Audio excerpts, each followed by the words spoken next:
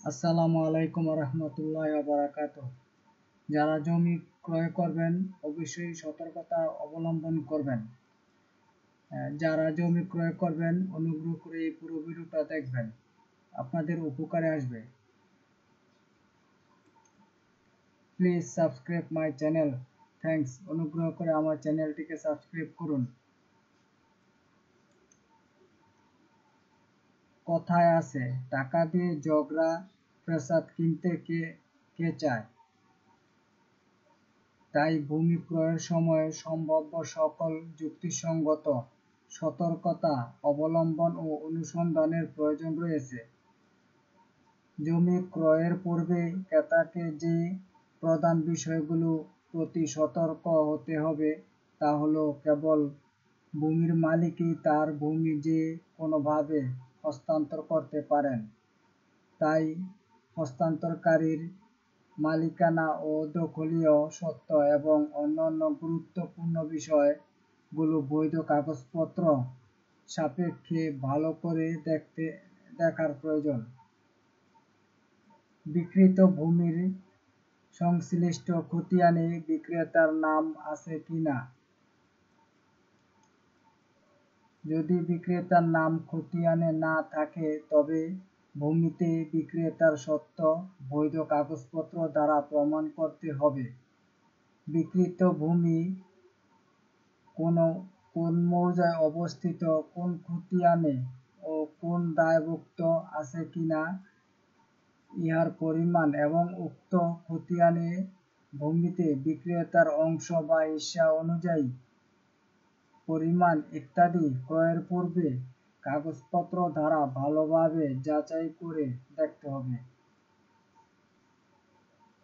ক্রয় দলিল দৃষ্টে ভূমি ক্রয় করতে হলে দেখতে হবে দলিলে উল্লেখিত দলিলদাতা বা দাতাদের নাম ও ভূমির বিবরণ ও পরিমাণ সংশ্লিষ্ট খতিয়ানে লেখনভুক্ত রয়েছে কিনা।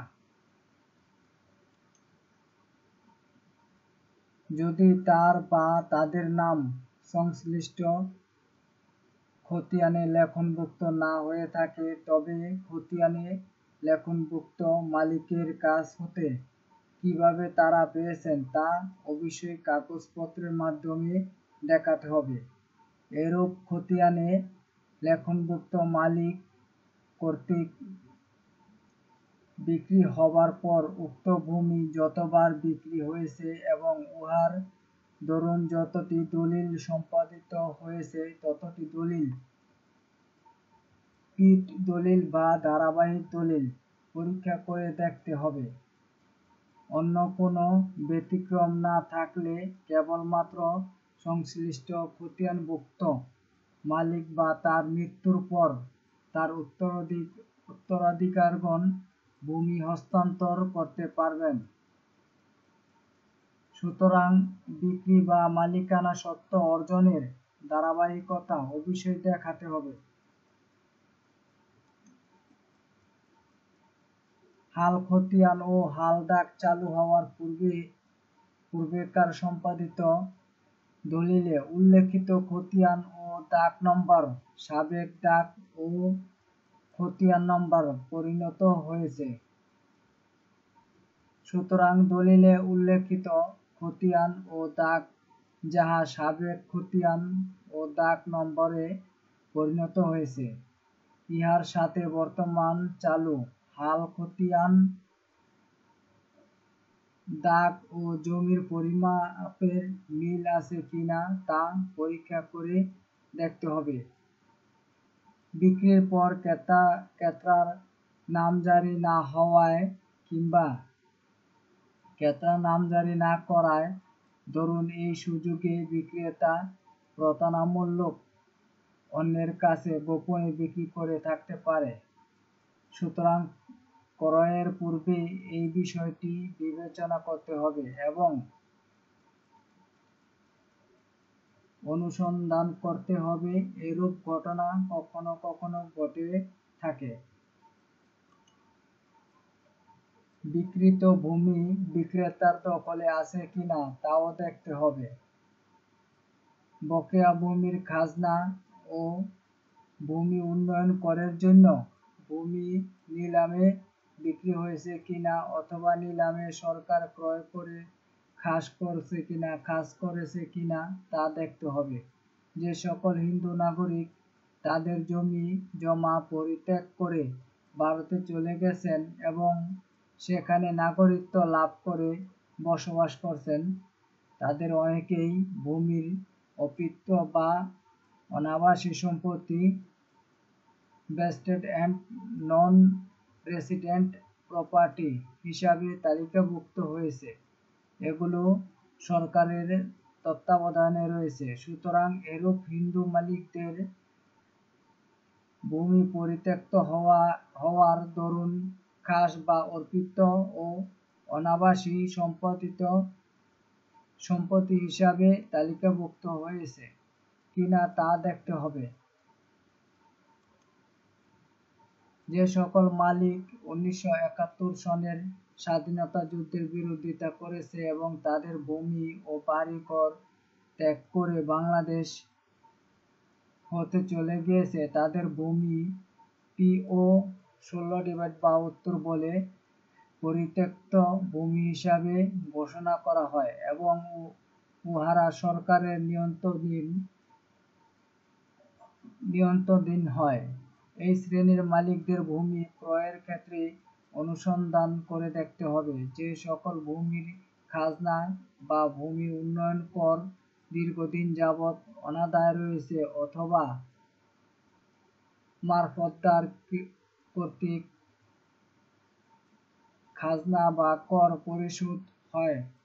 তফসিল বিষয়ে ইহার কারণ অনুসন্ধান করলে ভূমির প্রকৃত স্বত্বাধিকারী এবং ইহার অবস্থা কি তা সহজে জানা যাবে। তাছাড়া ভূমির খাজনা বা উন্নয়ন কর অপরিশোধিত থাকলে নিলামে খাস হওয়ার সন্দেহে অবকাশ থাকে। সুতরাং তহসিলে খোঁজ নিয়ে দেখা যেতে পারে টেস্ট ইকুয়ালাইজেশন অ্যান্ড টেন্যান্স অ্যাক্টের 97 ধারা অনুযায়ী কোনো আদিবাসী ভূমি অনুরূপ আদিবাসী ব্যতীত অন্য কেহ ক্রয় করতে চাইলে বা অন্যের হস্তান্তর করতে চাইলে দলিল রেজিস্ট্রি করার পূর্বে রেভিনিউ অফিসারের লিখিত সম্মতি লইতে হবে, যাহা দলিলে উল্লেখ করতে হবে। এই বিধান লঙ্ঘন করলে ভূমি ক্রয় বা হস্তান্তর বাতিল হয়ে যাবে।